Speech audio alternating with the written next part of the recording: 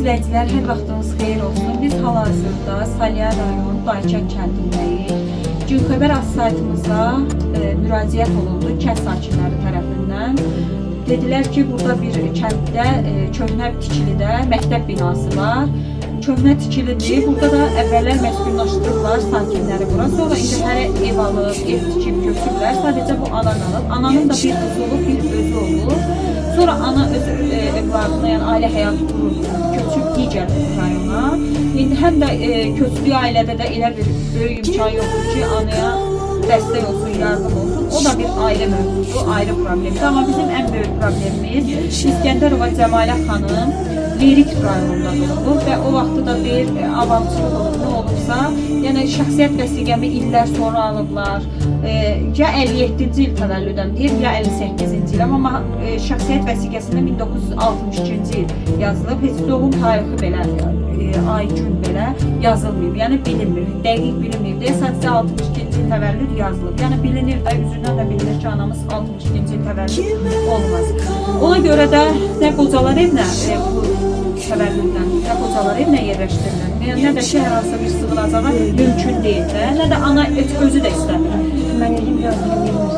Bəli, özü də istəmir. Bizim ən böyük problemimiz bu dəqiqə, yəni Lirik rayonundan icra hakimiyyətindən biz dəstək istəyirik ki, bu ananın birinci orada doğum haqqında şəhadətnaməsinin bir surəti bizə verilsin ki, çünki əsli deyir oradadır da, yəni 57 ya 58-ci il təvəllüd olmağı orada olsun ki, yəni bu ana bugünkü gün pensiya alsın. Mənim adım Cəmilə gedir.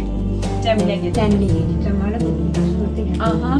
İndi hər halda orada hansı kənddə doğulmusunuzsa Arta kəndində, Leriklə Arta kəndində. Bəlkə də indi kəndimizin adı dəyişilib indi ana.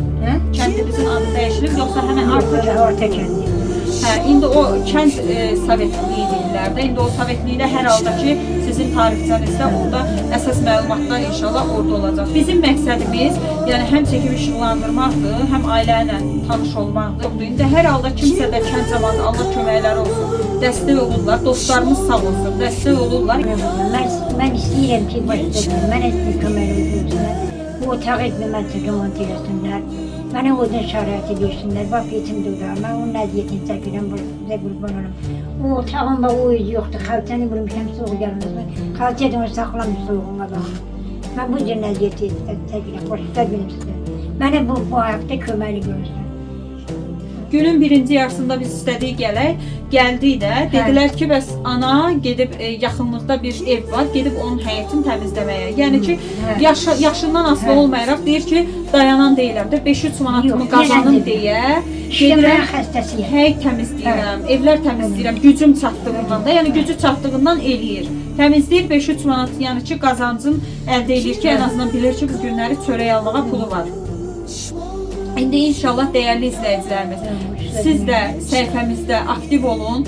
Yəni bu ananın ən azından indi biz bunu lazımi orqanlara göndərəcəyik inşallah. Bütün dostlarımıza təşəkkür edirik ki, bizə dəstək oldular. Var olasınız. İnşallah. Təşəkkür edirik. Çox sağ olsun. Var olun. İnşallah növbəti çəkilişimizdə yəqin ki, anamıza dəstək olacaqlar. Allah kömək etsin.